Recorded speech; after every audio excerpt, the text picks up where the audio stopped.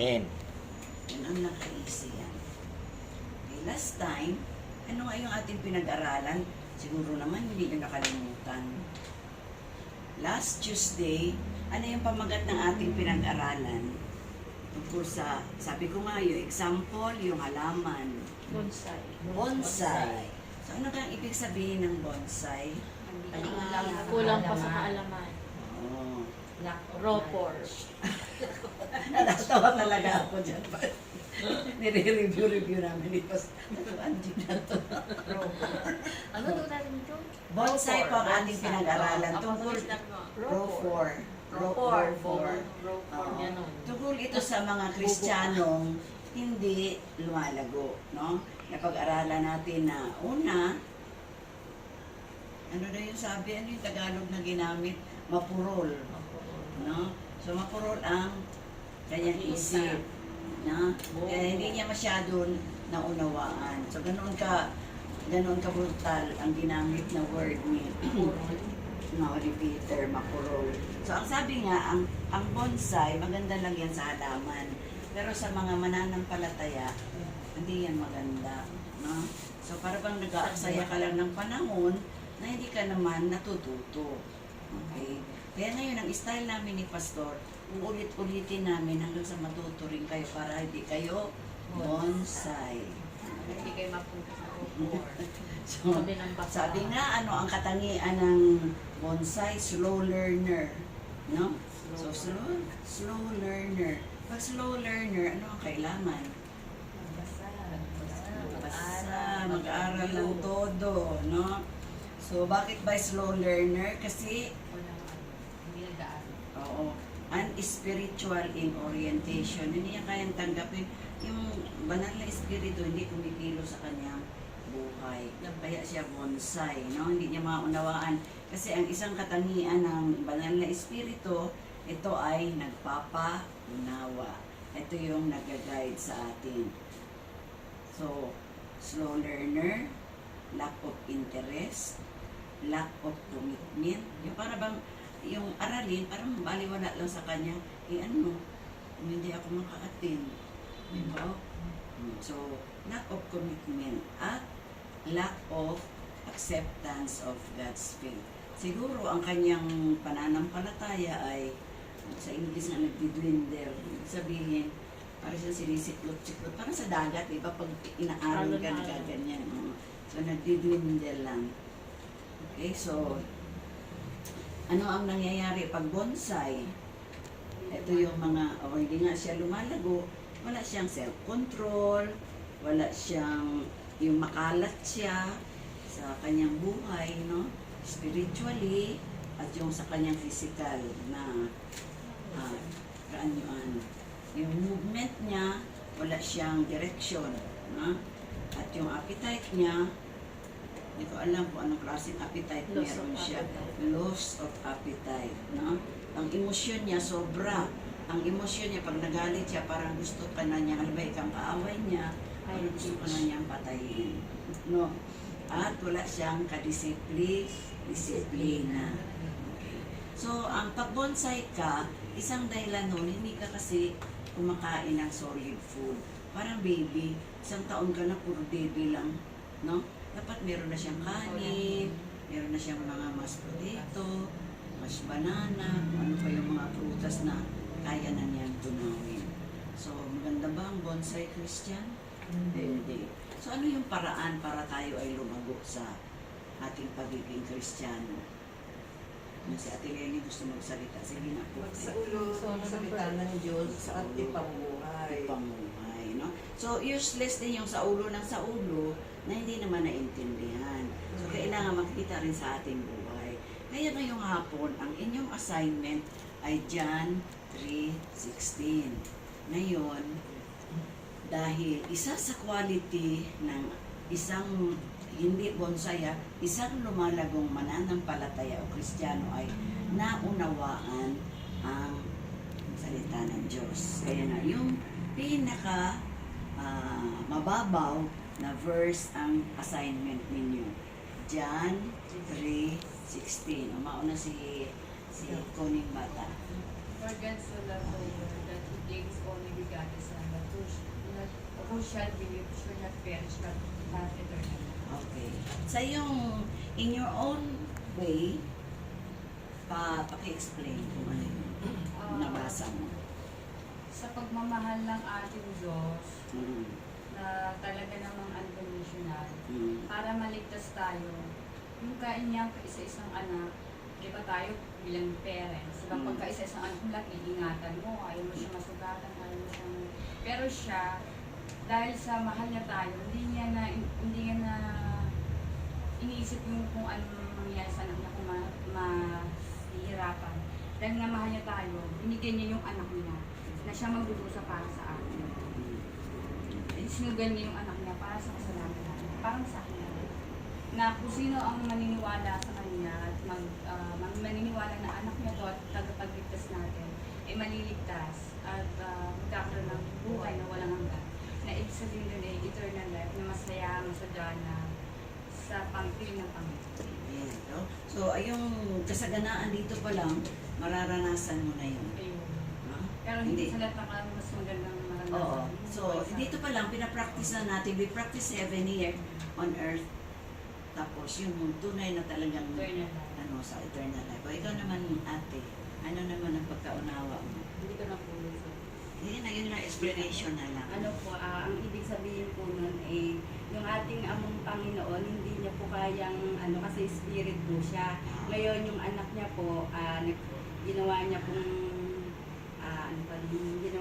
nagkatawang tao po para yung mga kasalanan natin ay maging ay tubusin. Tapos, yun po, dahil po doon, yung mga tao at isasampalataya. Tapos yung hindi po naniniwala, hindi po mabubuhay sa langit. Sorry na lang sila. Oo. Yun po pagkaintindi. Ma, ikaw naman, te, ano Ganun naman? din po, nasabi na nila. Nasabi na nila sa sarili. Explain. Walang kopya-kopya. Sabi na nila. Minus 5. Sabi na nila. Repeat. Kuhin mo order. Kayo po, Ate Lenny, ano po ang pagkaunawa ninyo? Kasi ang sabi nga ng Panginoon, ganyan na lang ang pag-ibig ng Diyos sa likutan. Kaya binigay niya ang kanyang lutong na anak. Upang ang sino masumpat tayo sa kanya, hindi mapahamak, kundi magkaroon ng buhay na walang hanggan. Dapat po ito, isang buhay natin, paniwalaan natin, at tuparin natin. Upang sa gayon, alam naman ng Diyos kung tayo gumagawa nung sa kanyang salita, alam naman po niya yun eh. Kaya yung reward niya, ipagkakaloob niya sa atin. Kung tayo talagang yung kanyang salita, ipinamumuhay natin. Magiging reward sa buhay natin yan, sa pamilya natin. Dito pa lang sa lupa, rewarded na tayo. Rewarded na tayo. Natatanggap na natin yung reward na. Mabuhay ka lang Oo, ng na ipapamuhay na natin yung reward ng Panginoon. Ikaw, te. Kahit na, maiksi lang para alam ko lang na naintindihan. Akala ko ninyo. kasi nasa ulo niyo kanina doon. Kahit huwag mo na sa uluhin. Basta Marunong yan. i-explain na lang. Hindi. At ako ang final. Hindi natin. Oo, natuloy ako, te. Dali na.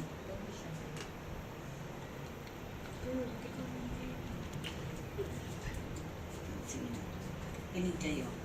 Sa pamamagitan na pagtitiwala natin sa Panginoon na tayo ay tinubos sa ating mga kasalanan para makamit natin ang buhay na walang hanggan, ay ibinigay niya nga ang kanyang anak na paghirap sa krus hanggang sa mamatay at magbuhay na magbuhay. Okay. So, at least alam ko na meron na kayo naintindihan kahit konti, kaya nyo na-explain. Kaya lang hindi ma-explain dahil natatakot kayo. Tayo-tayo lang din naman, no? Ako lang. Tayo din. 1, 2, 3, 4, 5. Kasi So, kung doon naging hiya ito. So, kaya ako nahiya. ito, Te, Lola Lenny, nakatupok sa'yo. Hindi Kinakabahan. Ano yun? tandaan ninyo mga May kapatid, camera siya eh. walang Kristiyanong mahiyain. Ang mga Kristiyano kasi outspoken yan. Pero hindi walang hiya. Ha? Iba yung mahiyain, iba yung walang hiya. Okay. So, ganito yung for God so loved the world. Natatandaan nyo ba yung Genesis? Di ba naituro ko na sa inyo yung pagkalika ng tao, kung paano nahulog sa pagkakasala, yung sa panahon ni Noah, no, yung hinugot sa tadyang, yung babae, no? Nung dumami na ang tao, naging masama na talaga, no? At ngayon nararanasan na rin natin yung kasamaan na paulit-ulit. Kaya nga may kasabihan nga sa English na history repeat itself. Para ba umuulit lang yung mga pangyayari. Okay. So nahulog sa pagkakasala ang sanlibutan. Kaya nga ilan lang yung nakasakay doon sa daong, ilang pares na mag-asawa. Ilan? Yung pamilya ng tatlo, yung mga anak. Magdadalawang aras ba yun? Yung mga anak. Tatlong anak at kanilang mga asawa at yung mag-asawa 2, 4, 6, 8, 10. 10 na tao. No? Hindi. Ilan? Tatlo. 8. Ano ba? 2, 4, 6. Ay, oo pala. Inaro ko pa yun. Tama. 8 lang pala. Kasi yung tatlong anak at ang kanilang asawa, 6 na yun. At yung dalawang mag-asawa eh. Sorry po. Tapos, na-wipe out ang sanlibutan. Na? So, dumami ulit. Ganun ulit. Sumama na naman sa mama, no? So, mababasa natin yung sa Sodoma at Gomora, na yung babae, sumisiping na lang sa babae, lalaki, sa lalaki, ayaw na yung natural process ng pagsasama. No? So, nakita ng Diyos kung gaano ka sama na naman ang tao. Kaya sabi niya, ang kanyang anak, sinugo niya dito, ang anak na ito ang magsisave sa lahat ng tao na sumasampalataya. So, hindi lahat ng tao anak ng Diyos. Lahat ng tao nilikha ng Diyos. Ang anak ng Diyos, yun lang kumilala sa Kanya bilang Kanyang Diyos at Panginoon at Diyos. No? So, ganoon na nga. So, ang lahat ng ating kasalanan, pinasan yun ni Jesus. Kaya nga, nung tinanggap natin si Jesus bilang ating Lord and Savior, yung ating kasalanan noon, ngayon, at yung darating, carried na yun doon sa cross. Dinala na niya yun, doon na yan siya nung binayubay siya sa cross, na ipako na doon lahat ang kasalanan natin. No? So kaya nga ang sabi, for God so loved the world. Kung sa Tagalog pa, gayon na lamang ang pag-ibig ng Diyos sa sanlibutan. Kung kaya't sinugo niya ang kanyang bugtong na anak upang ang sino mang sumampalataya ay ay di mapahamak kundi magkaroon ng buhay na walang hanggan. Ang tanong, meron na ba kayong buhay na walang hanggan? So, Amen. No? So, amen. Ang sagot ng mga Kristiyano, amen. No? Sapagkat, bakit tayo meron ng buhay na walang hanggan? pagkat tinanggap natin si Yesu Cristo na ating Panginoon. At Sa pagtagpagligtas. Bakit natin tinawag na Lord and Savior? Uulitin ko lang yan. Ano yan? Inaral na yan sa inyo noon. Pag sinabi natin Lord, Panginoon yan sa Tagalog. Savior, yung tagapagligtas. Bakit Panginoon? Bakit tayo pag namamanginoon tayo? Ano nga yun? Dahil po, sa Kanya tayo sumusunod. Sumusunod. Kaya Lord and Savior. Kaya sabi nga niya mag-aral, magbasa ng salita ng Diyos. Ewan ko kung talagang namamanginoon tayo sa Diyos o hanggang bibig lang muna. No? Later na lang yung reading. No? Pero yun ang sabi niya, Panginoon. Pag sinabi kasi natin Panginoon, susundin natin siya. Ang isang requirement niya bilang isang anak ng Diyos, magbasa ka para marami kang matutunan, para ma-discover mo kung sino talaga ang Diyos na yan. No? So magkakaroon tayo na ikukorek ko lang yan ha. Pag sinabi natin Diyos Ama, hindi natin Panginoon yun. Ang Panginoon natin si Yesu Cristo. Panginoon at tagapagligtas. Iba yung Diyos Ama. Bagamat iisa sila, tatlo ang kanyang persona. Ibig sabihin, tatlo yung personality niya. Sa Katoliko, ganoon din eh. Tatlo ang personality. Na. So, yan ang ating review.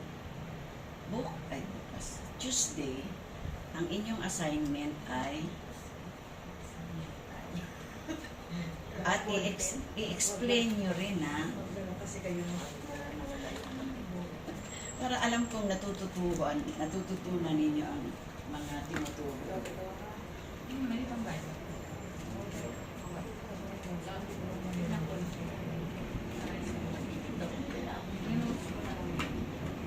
Ito. Joshua 24:15. Joshua 24:15. May nakakita. Matthew, Mark, dyan sa gitna yung bagong tipan. Matthew, Mark, doon pa. Ha? Sige, sige. Pagkatapos nito, tumawid si Jesus sa ibayo ng lawa ng Galilea na tinatawag ding lawa ng Tiberias. Sinundan siya ng napakaraming tao sapagkat nakita nila ang mga himalang ginawa niya sa pagpapagaling sa mga may sakit. Umakyat si Jesus sa bundok kasama ang kanyang mga alagad at naupo roon. Noon ay malapit na ang Paskwa ng mga Hudyo. Tumanaw si Jesus at nang makita niyang dumarating ang napakaraming tao, tinanong niya si Felipe, saan kaya tayo makakabili ng tinapay upang makakain ang mga taong ito? Hanggang 13. Sinabi niya iyon upang subukin si Felipe sapagkat ang alam niya ang kanyang gagawin. Sumagot naman si Felipe, kahit na po halagang 200 sa labing pila ng tinapay ay di sasapat para makakain sila ng ikakaunti. Sinabi ni Andres na isa sa kanyang mga alagad at kapatid ni Simon Pedro, mayroon po ritong isang batang lalaki na may dalang 5 tinapay na cebada at 2 isda. Subalit sasapat kaya ang mga ito? Paupuin niyo ang mga tao, sabi ni Jesus. Madamo sa lugar na iyon. Umupo nga ang mga tao, sa kanila'y may higit kumulang sa 5,000 ang mga lalaki.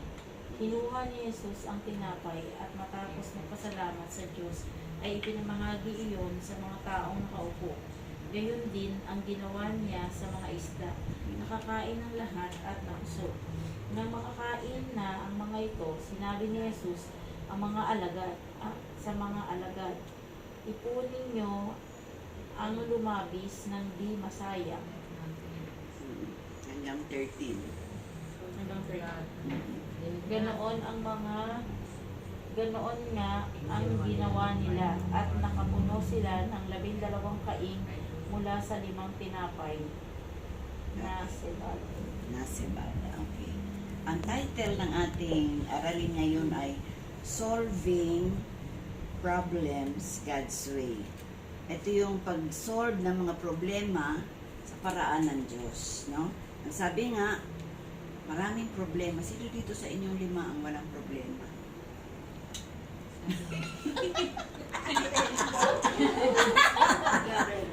Wala daw kayong problema, Tileni. Ay, meron. Dami-dami ka eh. No. Pero kaya. Lahat may problema. Kaya. Kung maraming problema, marami din nakalatag na solusyon. Maniniwala ba kayo dyan? No?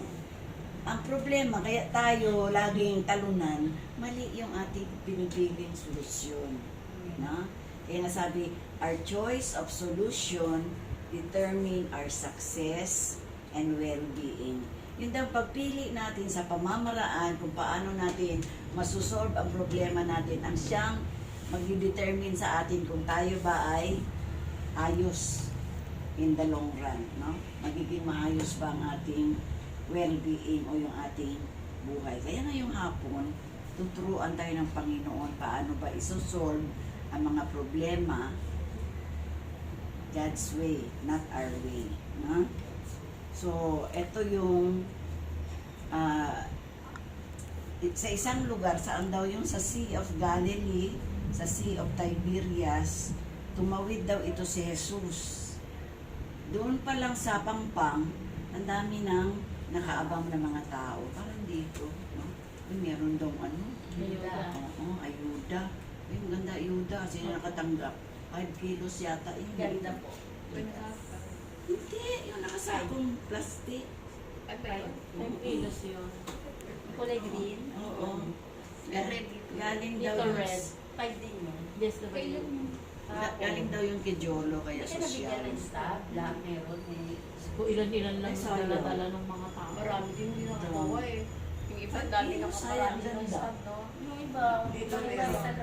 Desolate place. Sa isang liblib na lugar daw, pinakain ng Panginoon ang 5,000 tao. 5,000 lalaki lang ang sinabi, di ba? Pera pa ang bata, pera ang babae. Okay. So sa Tiberias, sa pampang ng Tiberias pala, sinalubong na si Jesus ng pagkadami-daming tao sapagkat nabalitaan na nila yung mga miracles na ginawa ng Diyos. Ano ba yung mga mirakulo na ginawa ni Jesus na alam ninyo? Pag-break ng mga may sakit, ang buhay ng patay. Buhay ng patay, anong klaseng sakit yung pinagaling? Bulag po, nakakita yung Pipinag sa lita. may keto.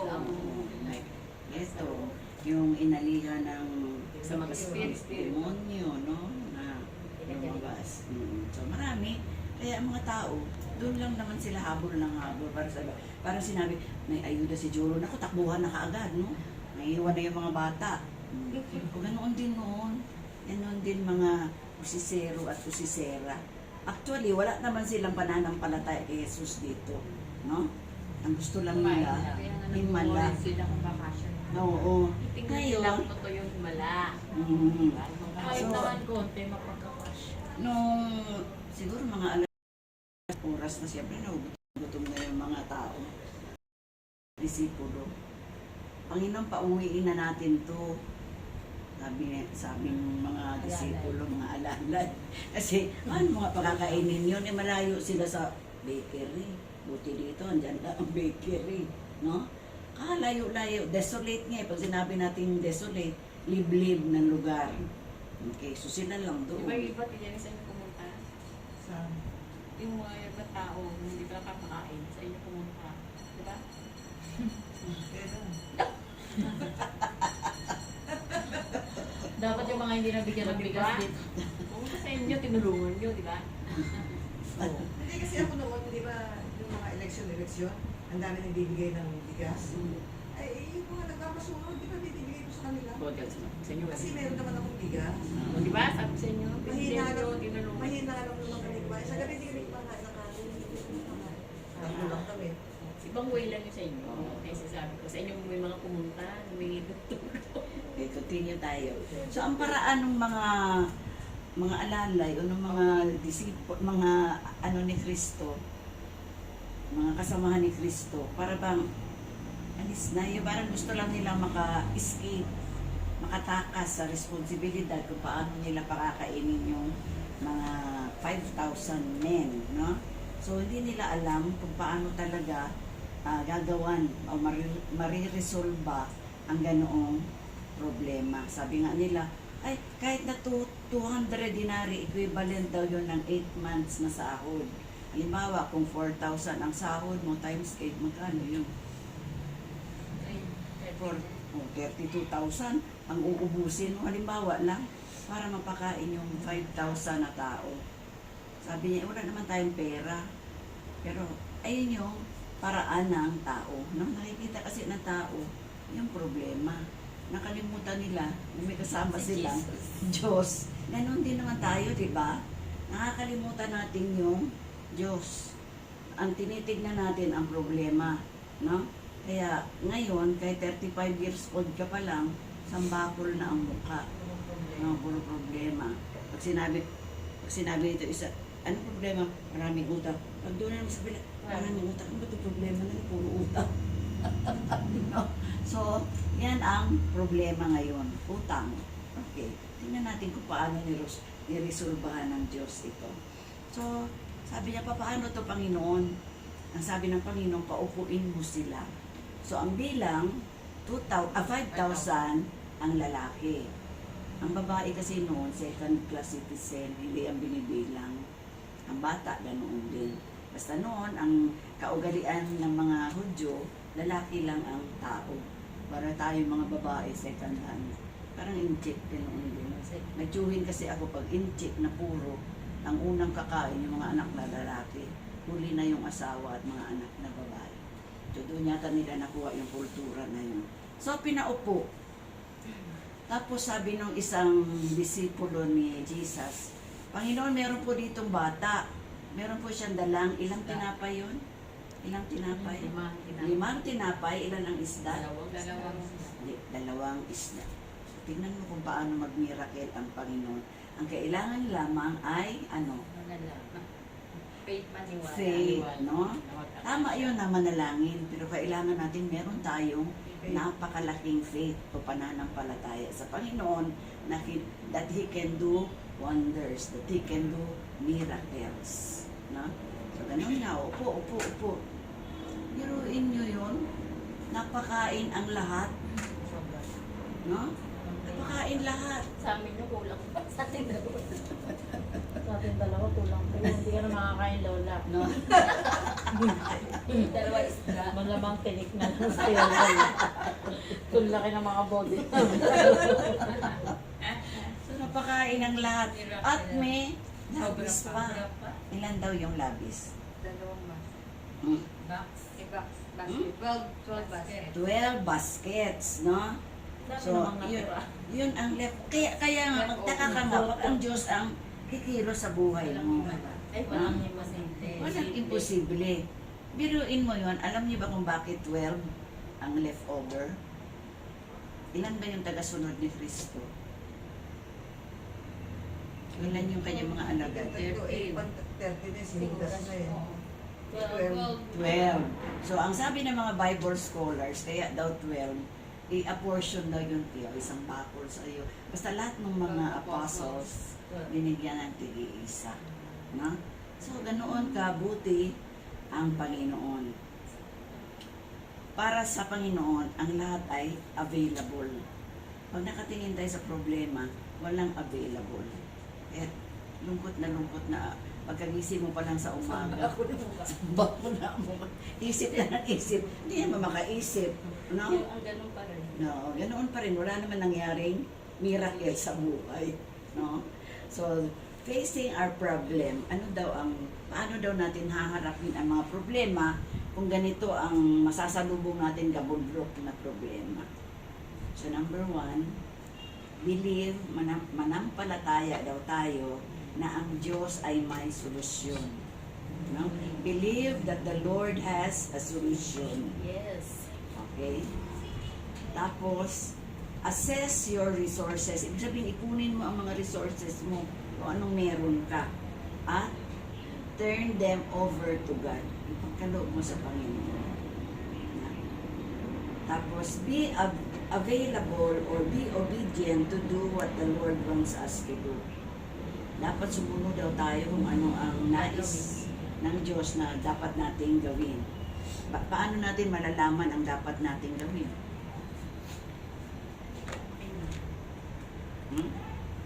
Sino ba paano ba mangusap ang Panginoon sa atin? Sa pamamagitan ng panalangin, ano pa? Pagsunod. Sa pamamagitan ng Biblia. Ja? Ito dito natin i-consult ano ba yung nais ng Panginoon na gagawin ko sa araw na ito. No? Huwag ka agad kape, sasakit ang sikmura ninyo. Pagkagising nyo sa umaga, ano ang dapat gawin? Dalangin, no? Magbulay-bulay at magbasa ng verse. At kung paano ba kayo pupuri, pwede naman kayo kumanta-kanta. Marami namang mga praise music. Ha? Maraming praise music. Huwag ka agad kape kasi pag kape, ano mangyayari? Nakakalimutan mo na yung Bible. Saan ka napupunta? Andun sa pagdahan. Andun yung mga amiga ko. Kat kami Kaya naman ang ganyan. Tindahan. Ay, sa tindahan, may dala akong verse. Yan, ang dapat. Maraming benta yan. Ano yung nagsasolo? Nakikita, nagdadasal. May dala pa yung ballpen at pang. So, yan ang sikreto. Ay, No? tatanong, magkano benta mo? Araw-araw ko tinama. 300. Magkano benta mo? Wow. 300. Uy, Balik ka na. Ako naman, di ba? Hindi naman namamalengke, may benta. Gusto. Hindi namamalengke yan, pero may benta. O yun lang din yung... Hindi, hindi. Ba't bulong benta? Hindi, hindi. Sabi ko, para malaki lalo. Oo, hindi araw. Hindi, ibig sabihin, hindi raw ako Pagwala araw-araw. Hindi yan, hindi siya May benta namumunan, ako pero may araw-araw. benta siya araw-araw. O tingnan mo yan, miracle yan. Hmm. At paano kumilos ang Ako dahil ako naniniwala Totoo ako. yun, Pastor. Hindi siya namumunan araw-araw. Pagka Yun naisip lang ko, din bail. wala na akong panggasto. Isang buwan Ulit-ulit ako- naman yun. Yun Bukas lang yung yun tindahan. Ibig sabihin, Pastor, bakit hindi nabibili Pero yung naniniwala mga ako. nabibili araw-araw? Sigurado Kaya doon lang din makakapera naman ako. maghapon araw-araw. Makakabenta ako. Diba? Kagabi, magsasarado na ako eh, wala akong benta. Oo nga, Nakabenta no, pa. Araw-araw May nakikita. dumating, Oo. ang daming binili. Totoo, di ba? Pastor, kung talagang gusto mo Tuwa ako. bilhin yun, Oo. kasi nandun lang naman yun, bibilin mo na. Imagine, pasara ka na, pauwi ka na. Sila din. Sabi ko naman kung biyahe ni Lord. Iisipin mo, sis. Tulad ni Pastor, nung umaga. Jacket. Wala pa Pero akong Pastor, benta. baka lugi pa to. Dumating si Pastor. So, Lord, thank you. Dumating. Alam na, alam Nabenta na. ko yung jacket. Okay, ma'am. 150. Okay, Bambi naman, no? Ang dami sumunod. Ayun, Pastor. Bukan bumili ka Pastor, sabi ka Pastor. pumunta bukas. Ayun, meron din silang tinda. Abang mo lang panlalaki. So, ano daw ang number 1? Paano natin haharapin ang problema? Tawagan lang. Believe that the Lord has a solution. Maniwala tayo, manampalataya tayo na may solusyon ang Diyos. So, assess or gather all your resources and turn them over to God. Halimbawa, di ba meron naman tayong mga paghahandog sa church, no? Kung maghandog kayo, di ba, huwag nating tipirin ang Panginoon.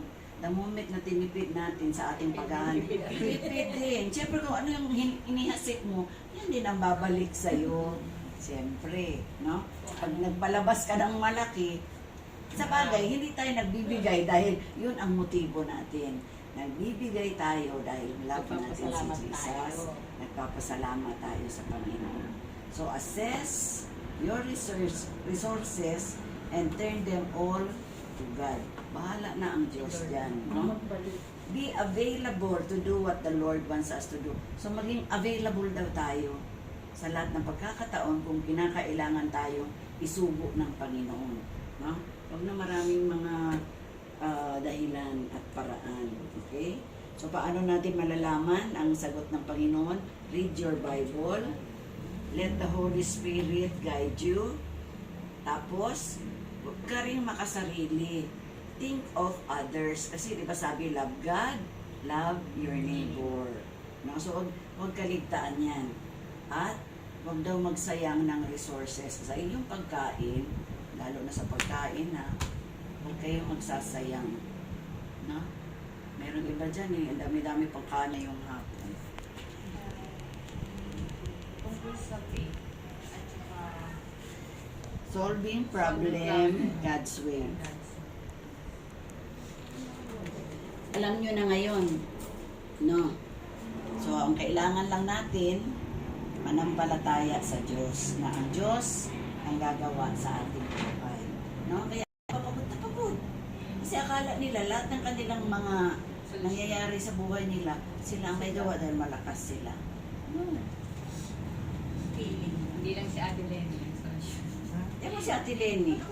Very easy. No? Lagi siya lumalapit eh. Relax. No? Kailangan mag-relax naman. No? May trabaho dito. Kaya, turning problem, solving problem God's way. No? Kailangan natuto tayo. Dakilang Diyos, pinupuri ka namin at pinapasalamatan ka namin sa hapong ito. Salamat sa aralin, Panginoon, ay pinagkaloob mo sa amin. Salamat na muli ay pinaalalahanan mo kami, Panginoon, kung paano namin haharapin ang mga problema na nakahambalang sa aming daanan, sa aming harapan. Salamat, Panginoon, na tinuruan mo kami ngayon na ikaw lamang ang may solusyon sa lahat ng aming problema. Ang kailangan lang namin, Panginoon, ay manalig at manampalataya sa iyong kakayahan, sapagkat ang lahat ng bagay ay posible sa iyo. Thank you, Lord, sa buhay ng dalawang Connie. Nawa, O Panginoon, patuloy mo po silang subaybayan at ingatan. Bigyan mo po sila ng mabuting pangangatawan sa lahat ng panahon. Ganoon din si Ana at saka si Angie. Salamat sa buhay nila, Panginoon, na buhay ka sa buhay nila, Panginoon, at alam ko na ipamumuhay ka nila, Panginoon, sa kanilang pang-araw-araw na buhay. Patuloy mo po silang abutin sa kanilang mga pangangailangan, Panginoon. Ganoon din ipagkaloob mo po ang kalakasan na kailangan nila sa kanilang pang-araw-araw na buhay. Salamat din po sa buhay ni Ate Lenny. Salamat sa kanya, Panginoon, na patuloy na ginagamit ang kanyang tahanan upang dito namin mulit-muli gaganapin ang mga pag-aaral na nagpapalusog sa aming buhay espiritual. Salamat sa pamilya ni Ate Lenny. Nawa, O Panginoon, patuloy mo po silang ingatan at subaybayan, lalo na si Cynthia, Panginoon. Nawa ay ikaw ang patuloy na magkaloob sa kanya ng maayos na pamumuhay. Ganon din po si Ate Lenny. Binadalangin ko po na bigyan mo po siya ng malusog na pangangatawan sa lahat ng pagkakataon. Binadalangin ko rin si Ate Christy, saan man siya naroon, O Diyos. Nawa ikaw patuloy na mag-ingat sa kanya. Ganon din si Tibet, O Diyos. May sakit po siya ngayon. Ikaw ang dakilang manggagamot, Panginoon. Nawa patuloy mo po siyang pagalingin, Panginoon, sa karamdaman na meron siya. Ang kailangan lang niya, Panginoon, ay patuloy na magtiwala na ikaw ang makapangyarihang Diyos na siyang magpapagaling sa lahat ng uri ng sakit. Ganoon din po, dakilang Diyos, dinadalangin ko rin ang mag-asawang Vicente at Loida, Panginoon, sa tansa. Nawapatuloy mo po silang subaybayan at ingatan at ipagkaloob ang kanilang mga pangangailangan. Ganoon din po, Panginoon, si Ate Tess sa panangitan, Panginoon, nawa ay pagalingin mo siya ng tuluyan, Panginoon, upang maranasan niya ang ganda ng buhay.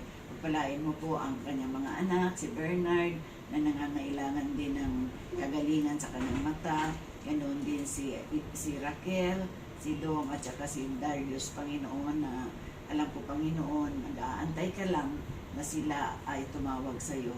Pagpalain mo po si Katrina, yung dalawang bata, at saka si Lori, Panginoon, sa kanilang desire, Panginoon, na makilala ka ng lubusan sa kanilang buhay. Ganoon din po, dinadalangin ko patuloy si Maylene, si Heidi, at saka si Maureen, Panginoon, maging si Irene, at kung sino pa man yung si Judy, Panginoon, na matagal na namin hindi nakakasama. Nawa, O Diyos, patuloy mo po silang alalahanan, Panginoon, sa kahalagahan na patuloy silang mag-aral ng iyong mga salita.